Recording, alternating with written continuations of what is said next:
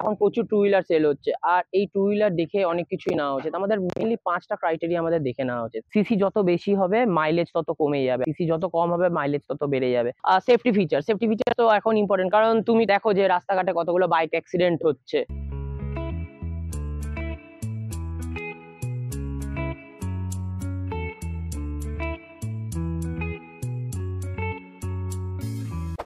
আচ্ছা, যারা নতুন গাড়ি নিচ্ছে তাদের কি কি দেখে নেওয়া উচিত ফিচার্স দেখে? এখন প্রচুর টু হুইলার সেল হচ্ছে, আর এই টু হুইলার দেখে অনেক কিছুই নেওয়া উচিত। আমাদের মেনলি 5টা ক্রাইটেরিয়া আমাদের দেখে নেওয়া উচিত।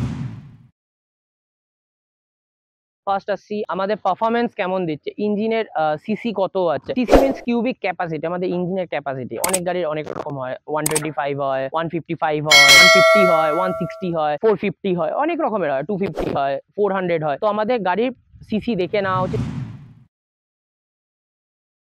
সেকেন্ড হচ্ছে আমাদের বাজেট, এই বাজেটের মধ্যে আমাদের এই সিসিটা আসছে কিনা সেটা আমাদের দেখা উচিত।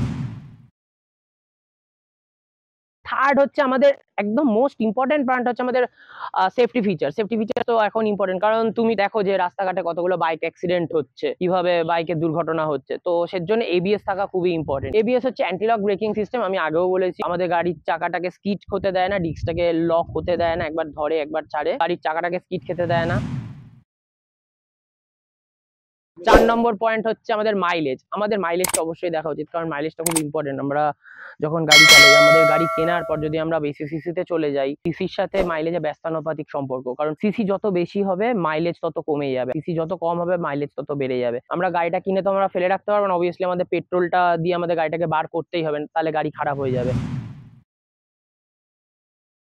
আর 5 নম্বর হচ্ছে আমাদের কমফোর্টেবল কিনা, কারণ আমাদের যখন আমরা গাড়ি কিনছি, ধরো আমরা অনেক সময় কিছু কিছু বাইক যখন আমরা ঝুঁকে চালাই, তখন আমাদের পিছনে সিদ্ধারা ব্যথা করে, আর ফিউচার এটা থেকে আমাদের প্রবলেম হতে পারে। আমাদের দেখতে হবে যে বাইকটা আমরা নেব সেটা আমাদের সিটিং কমফোর্টেবল কিনা, তো লং জার্নিং এর জন্য আমরা অনেক দূর যেতে পারবো কিনা। তো এই কটা পয়েন্ট আমাদের দেখতে হবে, না হলে যখন আমরা গাড়ি কিনি তারপরে কিছু কিছু প্রবলেম বেরোতে পারে। অবশ্যই এই 5টা পয়েন্ট বাইক কেনার সময় দেখে নেবে।